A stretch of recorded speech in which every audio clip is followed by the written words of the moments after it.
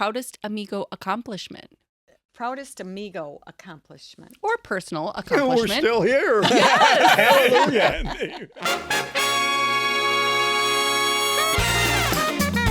Hello and welcome to our first episode of the Amigo CartCast for 2025. I'm Samantha Taylor, your host, along with my co-host, the very talented and charismatic Scott Chappell.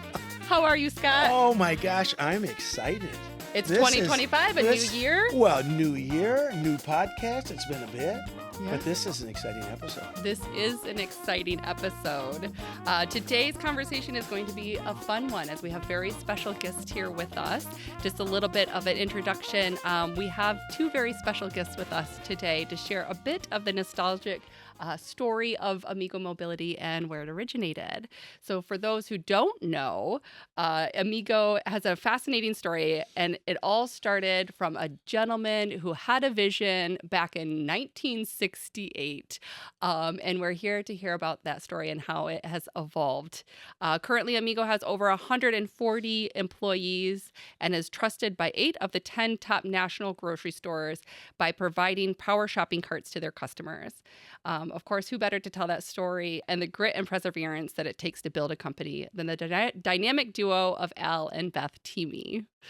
Al is the chairman and founder of Amigo, and Beth is our CEO and president. Some say that they are a dynamic duo, very iconic to Travis and Kelsey and Taylor Swift. That's a good analogy. Yes. I like that. So they are the dynamic duo of Bridgeport, and they are here to tell their story today. Welcome, Al and Beth. Thanks for joining. Thank you. Oh my That was a gosh. great introduction. Problem is, I don't know how to throw a football. Well, there's still time. There's still time. Oh, wow. What an analogy. You like that? I like that. Okay, good. Is We that like you? to have fun. Some things I'll take credit for. There you go. Okay, so let's go ahead and we can dive into some of the questions that we have. I would love to Most hear. definitely. Why don't you kick off the question? Oh, okay. I can do that. Well, I will just, I will start with, I guess, Al, we've known each other a long time. Sure have. A long time, since 1989. This is when I started the company. So, I know the story. I've read the story. Phenomenal. I've lived it, seems like, because I've been here so long. But I guess what made you decide to do this in the very beginning? I didn't want to build Amigos. I had a plumbing and heating business, and I loved it. We did a lot of new construction. But friends of ours asked Marie and I to go to Mexico with them. Never thought I'd go to Mexico. I had kids, I had a business, but I said, okay. He said, well, we're leaving in 2 weeks. Okay. So we did. We went to Mexico. Marie having multiple sclerosis, she get very fatigued. Mm-hmm. When we got to Mexico, we had to rent a wheelchair. She'd never sat in a wheelchair before, and I never pushed anybody around in a wheelchair. Neither one of us really liked that situation. So after spending a week in Mexico, I realized I had to come up with something where she could be independent. I made a few sketches.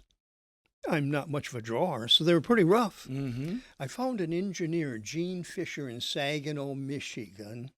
Wonderful person, cared about people. He cared about this concept. So he and I worked together. He did the work. I furnished some money. Mm-hmm. And pretty soon we had a very rough 3-wheeled device with a battery on it. And Marie would use that to the end of the day when she'd get very tired. We had 6 children. Mm-hmm. She had to take care of it. I had a plumbing business to run. It worked. It just flat out worked. So in 1968, and for everybody that's watching and listening, that was a long time ago. Amazing to think how the world was different then for somebody. We all probably take walking for granted, right? That's just who we are. We're human. But just amazing in 1968. I mean, I can't imagine there was anything around then, besides a wheelchair, maybe. Wheelchair, that was it. Yeah. And there was no motorized wheelchairs. at that time either. Right. So it was unique. It was different. It was functional, but people didn't want to accept it. They didn't know what it was. Yeah. And especially the medical profession, they just laughed at it. And when I talked to doctors about it, they said, "Oh, I'll take it to the golf course." I said, "No, that's a golf cart. This is something different." That's amazing, especially like I say back then, that long ago. So I've read your book. And if you folks haven't read the book, you might want to get one and read it. It's phenomenal. But I guess I'm curious. Give us just a little back history on the young Al Thieme. I mean, how'd you do in school? Oh dear. How was her school? That's a good story. Yeah. Well, I went to kindergarten about 3 days. And you had to drink milk and have a blanket and sleep. So I went home after, I think it was about the 3rd day, and I told Mom, I said, "This is ridiculous. There's work to do around the yard. You know, we have chickens and rabbits and that sort of thing." And Mom says, "Fine, that's fine." 1st grade was different. From 1st to 6th grade, I went to a one-room school. We had a great teacher, and I enjoyed school then. After the 6th grade, then I went into Saginaw, and I did okay, 6th, 7th, and 8th, 7th, 8th, and 9th grades. 10th grade, though, then I went to another school in Saginaw. I didn't care for it, and so I decided there's no use going to school. Well, I didn't. Now, they had truant officers back then. Uh-huh. And if you're not in school, truant officers come after you. Well, Mom and Dad were separated. Dad was in Florida. My brother was there, 2 years older than I, so I went to Florida. They couldn't catch me there. Oh, smart. Yeah. Oh, that's good. I want to back up just a little bit because I love hearing the story of Amigo and how the inspiration came to you to create something very unique and something that did not exist at the time. Yeah. The piece of the story that I have never heard is, was there a defining moment of when you decided to start building and selling Amigos to other people? Where was the turning point to not only make it something useful for your family, but for others? It was probably only 3-4 months after I'd built the first one. Marie went to MS Society, and she'd use the Amigo. So other MS ladies saw Marie and knew she had 6 children and how she was functioning. So Marie came from the MS meetings, and she'd say, "Al, you have to build a few more." No way. I love my plumbing and heating business. Well, she convinced me I should build more Amigos. That's how it started. So just as kind of a hobby, I built a few more.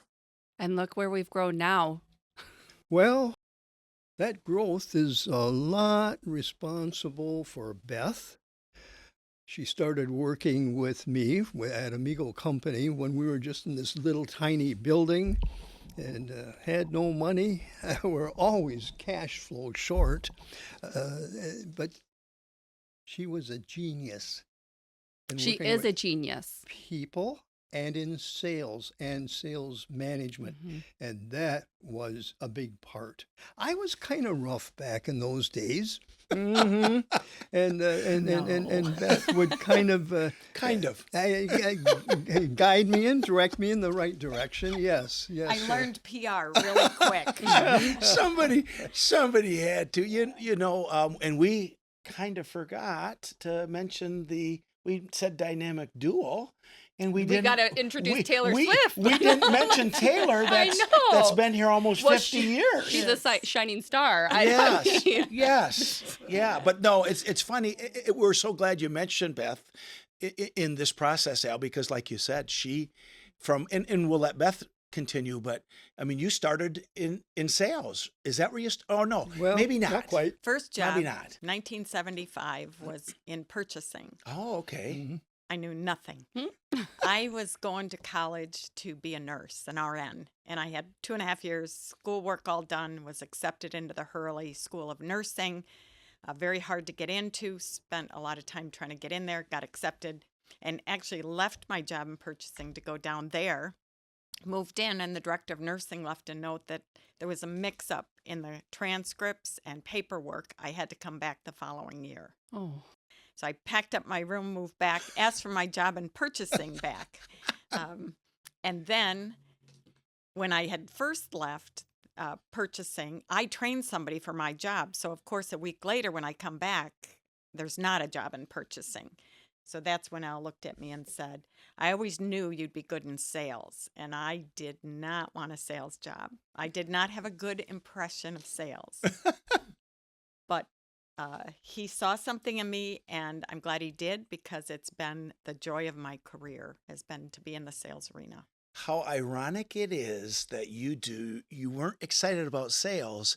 And correct me if I'm wrong, what was your father's profession? Sales. Kind of funny how that comes around, isn't it? Yes. And both of us in B2B sales. Yes. Too, which is interesting, because I remember my dad used to sell multi-million-dollar cranes, and he'd work on them for several years. Right. And then the big deal came in, and I just thought, man, that's tough. But I did the same thing. Right. Exact same footsteps. So back then, 1968, 1975, how were sales from 68, and Al, you kind of mentioned this as well, became a business. How did sales grow between 68 and 75? And then when you jumped on board, how did they grow after that? Well, they grew 50% a year. Really? But when we were only selling 10 a year, good point. you know, Good point. it's not too much. Easy to be a hero then. Yeah. So, but Beth then continued to have our sales grow 50% a year. And when Beth came with me, well, the numbers were a little bigger, so it was that much tougher. But I set the pace, and she had to follow. Gotcha. He gives me a lot of credit. It was a team effort. There were great people at Amigo here. We were small but mighty. And I think a lot of people contribute to success like that. But my first year here, I think our sales were around $375,000 for the year. And then it did grow. And healthcare, fun times selling to the consumers. People said, you're an Amigo family. When did that start? And I said, it started because our customers, we got very close to. We got to know them. And, coming from the nursing field, I had a desire to care for people. And I like to problem solve. And some days it does feel like an ER room around here, too. You have to respond pretty quickly on things. But, we really kind of grew as a family with the Amigo owners. And that started the whole culture of our company. And those people, when they loved the product, saw what it did. They got passionate. Family got passionate. They'd tell their friends, and then many of them became salespeople, which I think was more of his idea than mine. And at one time, we probably had 300 to 400 salespeople throughout the country selling our products. And it came from the heart. And, it's like you, Scott. You know what this product does. Yeah. And it's true. life-changing. And when you have that kind of fire, good things happen. But you know what's unique about this company is that there are a lot of people that say that same story. We're a family. We're like a family. But until, like I say, started in 89, and this is not about me, but really from that day, it really felt that way. And then it just grows and grows. And when I was on the healthcare side, I made a lot of friends with customers. That's not a normal business. Having customers as friends is not normal, because then all of a sudden, it's kind of like family. They kind of maybe want to give you a hard time from time to time. So it's a pretty tough, it's a balance. It's a balance. In 75, in that time frame, how many employees did you have then? Because Samantha mentioned we've got 140 today. We got a boatload of square footage. But what do you think? How many people do you think is 75? I would say 10 to 12. 10 to 12 at the people. most. Yeah. At the most. Yeah. Yeah. It was small. In this office next to us, which is now our mailroom, I think there were 4 of us in that office. Wow. I wish people could see it because Yes. there's not. It's like bunk beds. Yeah, maybe. you probably did. Yes. Yeah, there were. Yeah, you and I and my sister Emmy, Yes. and then the engineer, Yeah, Don Marquis. Don Marquis. Yeah. Yeah, No all in that little room. Mhm. Somebody sneezed and we all shook. So That's how you get so, close. So you know what's funny is let's fast forward for a second. And I see we all watch Shark Tank, right? Because you like to see the stories. It's such a phenomenal series, right? And in Shark Tank, I get kind of ticked sometimes when they're hard, on the people because they Yes. go, "Hey, Al, you don't have a business, you have a hobby, or you have this." They tell people that. So I kind of take that to heart sometimes because you think people are pouring their heart and soul into this. When did you think? I mean, you started in '68, and then obviously Yeah. Beth, and you're growing the business. Yeah. You knew it was a business all the time, but were you ever concerned that it might not be a business or this thing might not take off? Or did you just figure we're gonna grow it? Well, it's probably I had a feeling. I read the book of Fred Meyer, Grocery Stores. Yeah. Fred Meyer said every morning I woke up, I was scared to death.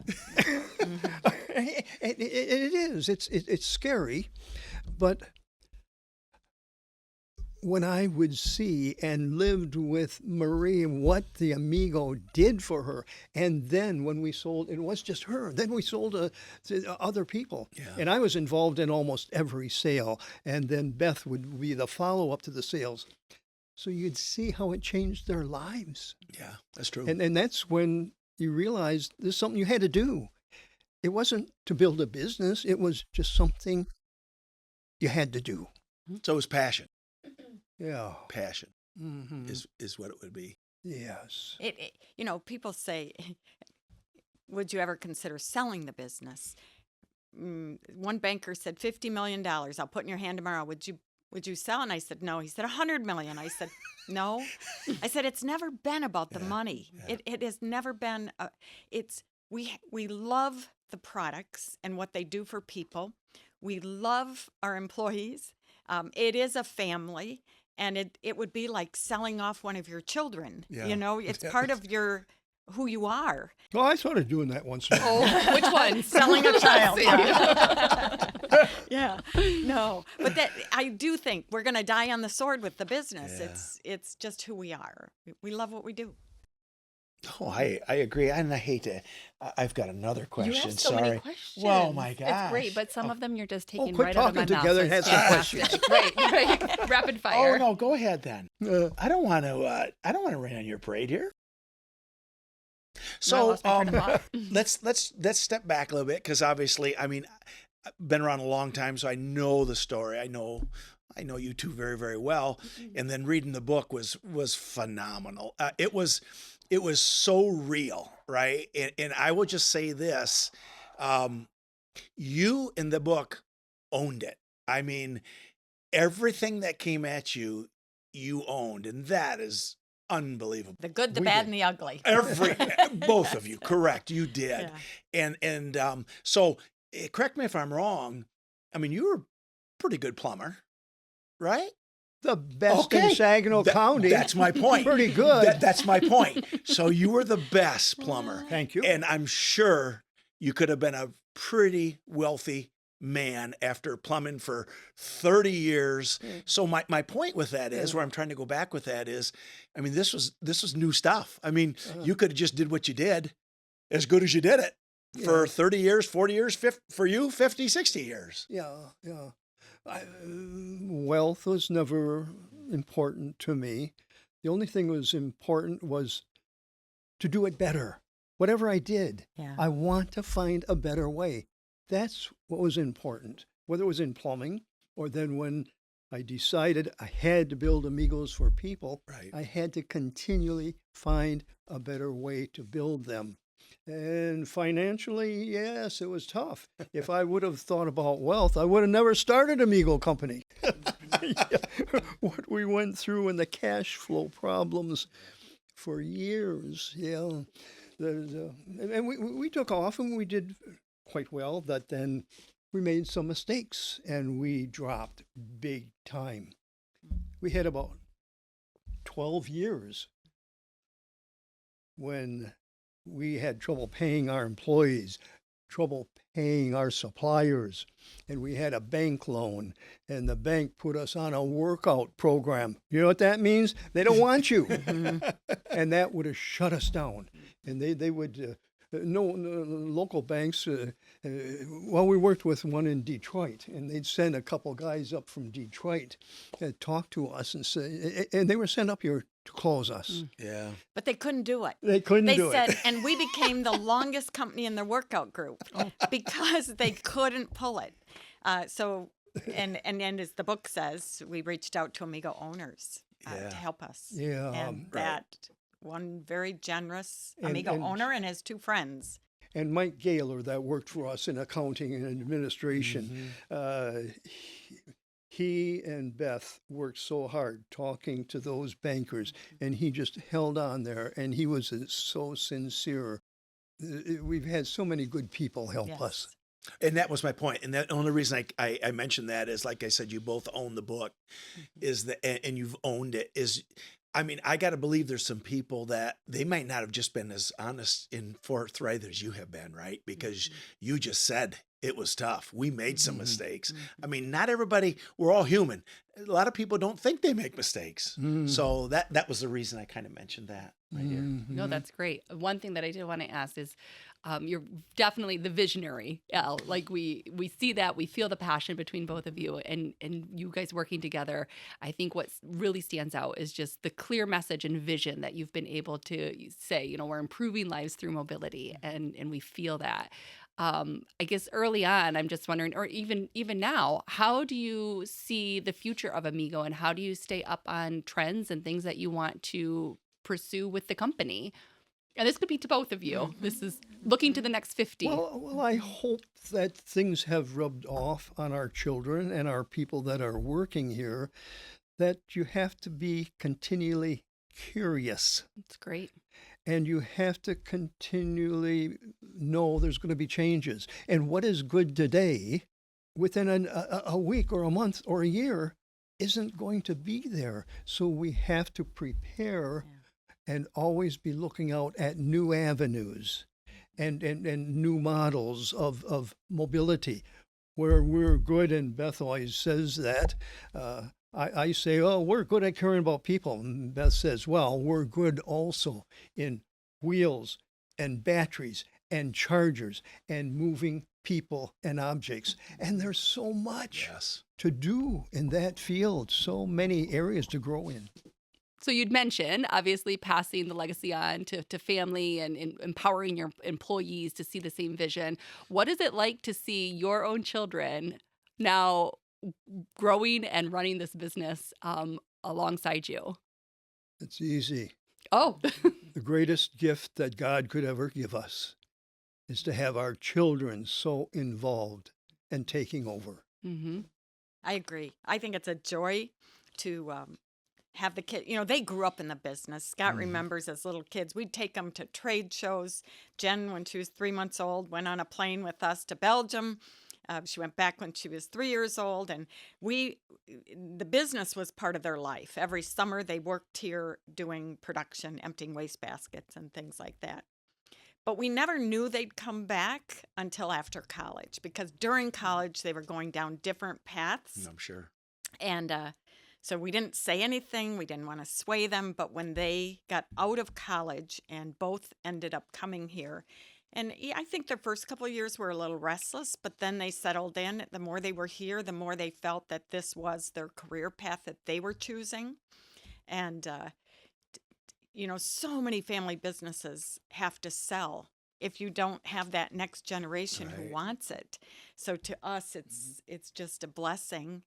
So I know one of the things, not only obviously being a family-owned business is very, very important to you, but also keeping it here, not only in the nation, but Michigan. So can you speak to that a little bit and why it's so important? You mentioned community efforts, but why here?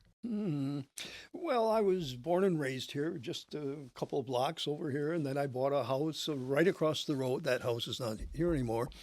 So we have so many roots in Bridgeport, Frankenmuth, and Saginaw.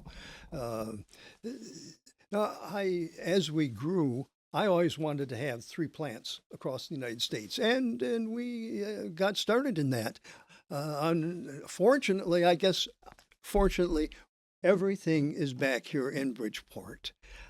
It's not exactly what I wanted, but I do feel it happened the right way. So for me, Michigan is home. Born and raised in the state of Michigan. But I think more important, there's 2 things. One is why Michigan in general. Michigan has great work ethic. The people in Michigan are workers. And having traveled around to different parts of the U.S., having lived where we did before, and having traveled to Europe, we have a great work ethic in this state. The second thing is why this community. This community is probably one of the most powerful networking groups I've ever been a part of. Sure is. And everybody has generous hearts. I mean, I have called on other businesses for advice. Jordan has called on some prominent people in the community to be a mentor to him. I can't imagine growing a business in a better place than here. That's fantastic. That's wonderful. I don't know if you guys know, during the interview process, like why I even looked at Amigo for a job. I may have shared this with you, but one of the reasons was just honestly your presence and your grace in the community. And it was just always very admirable. And I truly believe in surrounding yourself and people who are going to push you to be a better person. And I just look to you guys as very much like that mentor. So when the job came available, I said, well, this is interesting. I'm going to take a peek at it. But it was just an easy fit for me. And that's I neat. think, And likewise, when Beth interviewed you, she found out how involved you are in the community. Mm-hmm. And then Takes a we village. realized, It does. yes, that you belong with us. And I've never looked back. Yes. Side note. So anyway, Oh my continue on your gosh. script, I'm going to Scotty. start bawling. I'm going to start crying Where's here. the tissues? And that happens pretty easy nowadays. Oh goodness! Don't do that. Just kidding. Not to kill the vibe, but healthcare is where we started, Yes. but it's not where we're going to finish. So after healthcare, where did we go?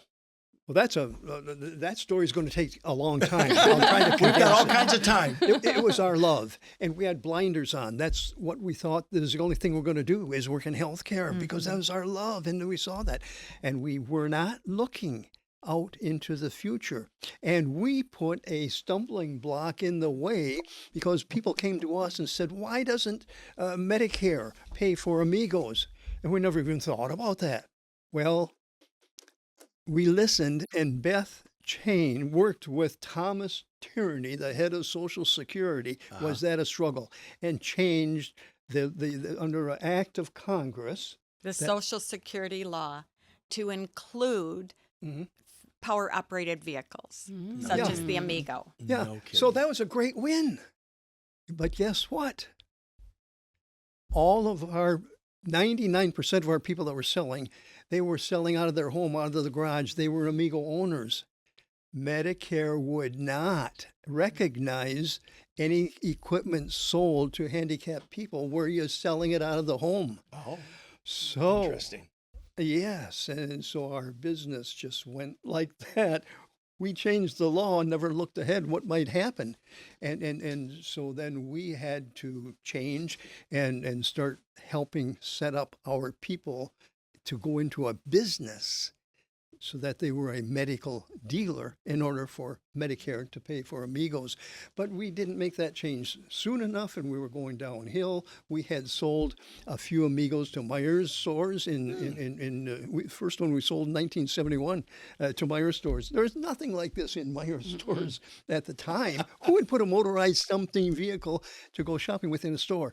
Well, my daughter, Jill, my first daughter ever, I said, you go down to Flint Myers store and do not come back with that Amigo. And she did. How long sold was she it. there? Did she have to stay a few weeks? No. And if you remember the beginning of this podcast, he said he was a little rough around the edges. Go ahead. I don't want to stop you.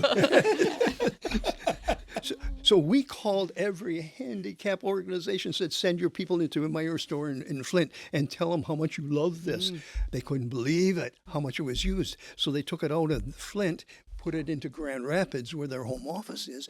And so we had to call all over again and get people going in there. That's what started it. But we never focused on that. We never looked at how big that market could be because we were just thinking about helping selling to people that were using Amigos. And so then when healthcare, because of changes in Social Security law, started dropping, Beth, She's got beauty and brains. Yep. you got to do something about this. You're up. Yes. So it isn't how much you know, it's who you put around you. Yes. This is true. And so then Beth really focused on the grocery stores, and that has been a blessing for us. And we have the major grocery stores throughout the United States and in Canada and in Mexico. Yeah. Yeah. But now, while times are going good, now is when we have to find other avenues. We learned the lesson the hard way. And that's why we're really pushing on material handling. And that's just going to be as huge as our grocery store business. Beth, tell us a little bit about you sold to Meyer, Thrifty Acres back then, but Meyer, you kind of the first. So here we are in 68, the first powered vehicle, right? And now all of a sudden in 71. So how was that to try to, I mean, part of me says, if you're in sales, the opportunities are endless, but the other part of me is they don't want to spend the money. Why would I spend the money? So how was that? You know, by the time I got involved in the sales to the grocery stores, it was a recognized item to have in grocery. However, a competitor in that market had gotten way ahead of us, and they had the majority of the marketplace. So I wasn't as much introducing the concept as I was trying to get retailers to choose Amigo.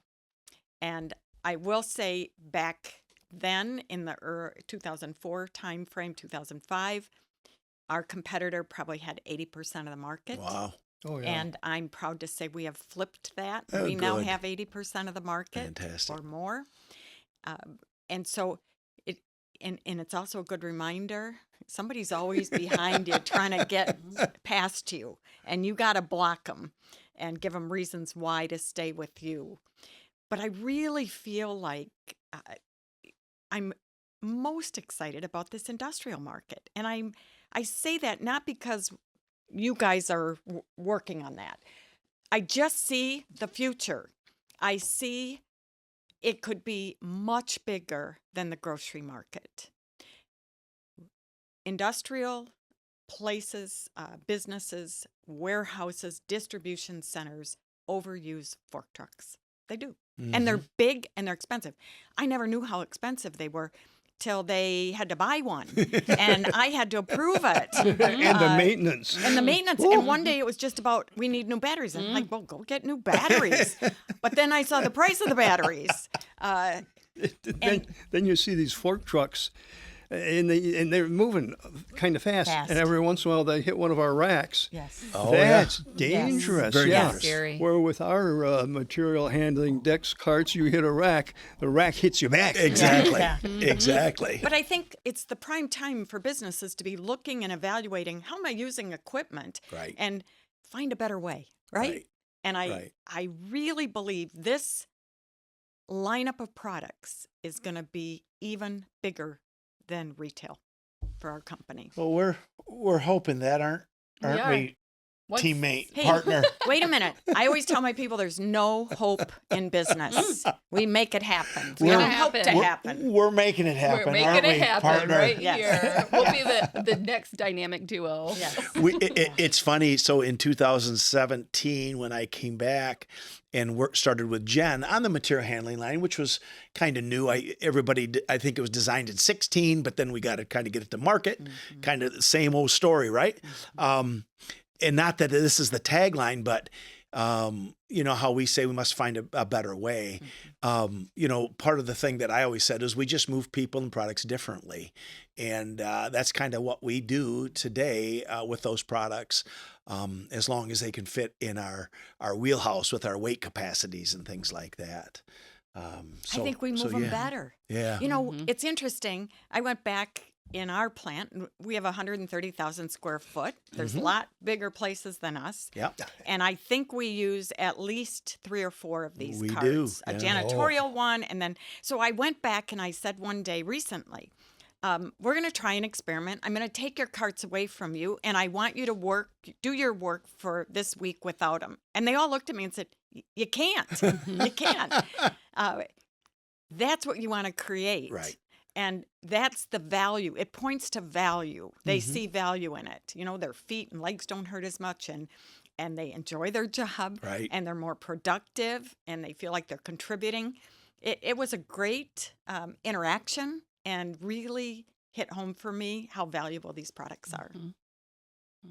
How did we go into this type of a product? How did it happen? Oh, yeah. Yeah, that's a good one. Let's go there. I Correct. think we should. So, yes. so I think we came up with an idea of having a small tug to move things. And it wasn't quite powerful enough and wasn't able to accomplish much. Then I think then Al Boozinger, who's our R&D man, has been with us forever. He loves to get new ideas. He's very creative in product ideas. And so he got into material handling models. I think he expanded it. And then at the same time, we asked Jen in business development to look at this market and look at products. And I think then that started it. And then Scott, you came on board. Right.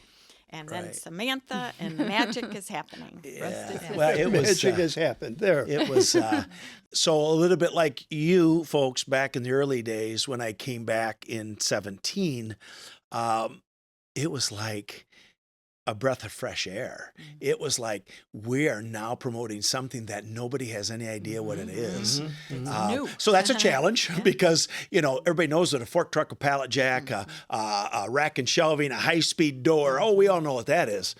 So that's been the challenge. But I'll have to agree, Beth, when people use it, we've got companies now in Canada everywhere that now they use these every day. They rely on these every day. Talk about pressure for us, right? But you know, the cool thing about us is we've got the service. We've got the folks upstairs on the phones.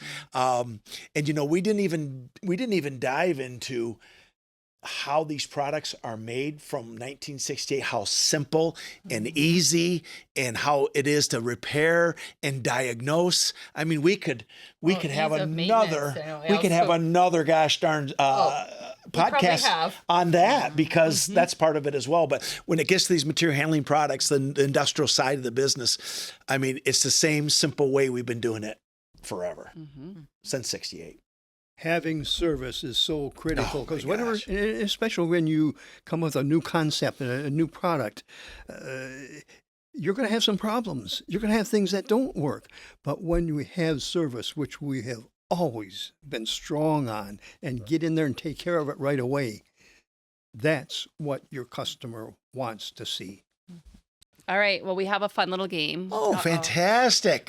We've heard so much about the Amigo story. Thank you guys for sharing. But we want to hear a little bit more about Al and Beth personally. So it's a spin on a newlyweds game. So we're going to have to answer questions about each other. All right. Well, and then feel free to share. We'll keep it easy. We'll start with Beth. What's Al's favorite pizza toppings? Sausage, mushroom, green pepper, and pepperoni. How'd she do? She's right on all the time. I saw that when she was 19 years old. Yeah. He's just happy I order pizza. He doesn't care what's on it. Yeah. I don't care. Yeah. So is that Beth's favorite toppings and he just eats whatever she No, I'd gets? skip the sausage. Okay, that's fair. He wouldn't have That's known fair. that either. Minor details. Oh, yeah, minor detail. What's our next question? Okay, so this one's not maybe, we'll just have you both answer. Your most, this is a deep one. We're going to skip to number 3. I like this one. Favorite Amigo tradition? Favorite Amigo tradition? So Amigo has a lot of things that we do to build our culture and morale. Mm-hmm. I got one. My favorite thing is when I decided we had to get married. Oh. So maybe that's your most memorable. He started a tradition. He's not repeating that. No. That's the biggest savior to the whole company. Oh. When Bless his heart. I was able to lock her in and keep her. Employee retention. But she's so good at business and people and the whole thing. And she's kind of cute, too. That's a great answer. I know. I love Beth, it. what do you have? So my favorite tradition is when Amigo builds a new building. Mm-hmm. Before we move anything into that space, we take all our rental Amigos and we have our employees on a polo team. They play each other. And we use cardboard sticks that come from the packaging we get in. And we have nets at both ends. We have a lunch catered in. I get to be the referee. So if anybody runs into anybody on an Amigo, they have to go to the penalty box for a few minutes. Fun.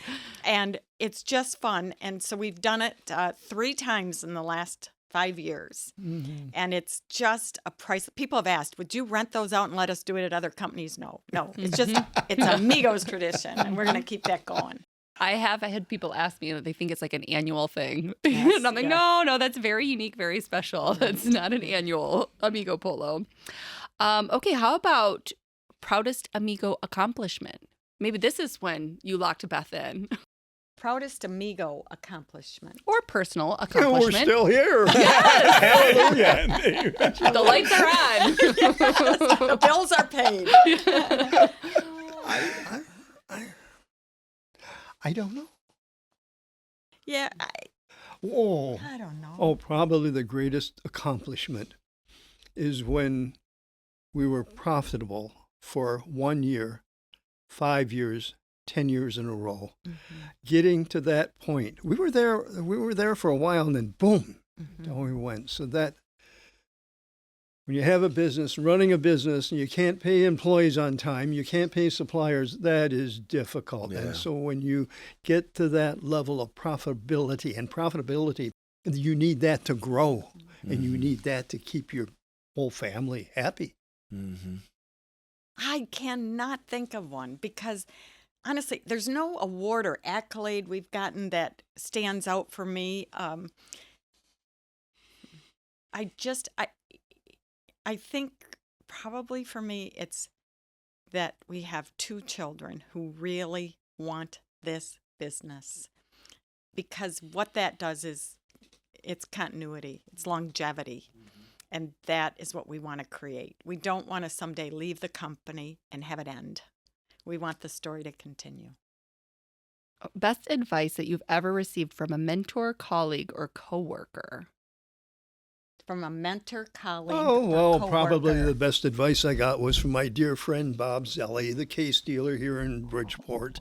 He said, Al, you can sell a lot and you can be profitable, but if you don't watch your receivables, you'll go broke. Mm-hmm. So he really drilled that into me. And then the other advice is for Beth would tell me, Al, be a little more careful. Now, this is back in the early days because I would get kind of tough and challenging on people. I probably was on you, Scott, a few times. And Beth then would come along and talk to the people and say, Al's under a lot of pressure. Please excuse him. Yeah, I remember getting the advice, watch your credit with a jealous eye. And so the same message, always be careful with your money and watch that. And then I told Al this the other day, that he has been a great mentor in my life. And he doesn't take credit for that, but he has been truly taught me business. Oh, that's nice. I know. That's I don't beautiful. even run this out. Take You that should out. see No, that's fantastic. No. when we were interviewed with our book and some of the stories that we relived, and we talked to Henry, and Been through it we'd together. was we'd get a painful. little glassy eyed. Oh, yeah, Yeah. that's The good. book became painful Yeah. because remembering stories. Oh, Such my a beautiful gosh. story, though. That is nice. And- Was that your deep one? The deep question? Because if that's not the deep one, I don't want. We're not going there. I think that's honestly, though, a great place to probably wrap it up, though. It just goes to show the passion that you guys have for each other and for this business. This is probably our best podcast. This is and absolutely even though it's our the best first, podcast. This was phenomenal. I will say I was a little cautious going into this, just because Jen had mentioned 4 months ago. A year ago that we should do this. And, you're always intimidated by the owners, right? That's just the way businesses are.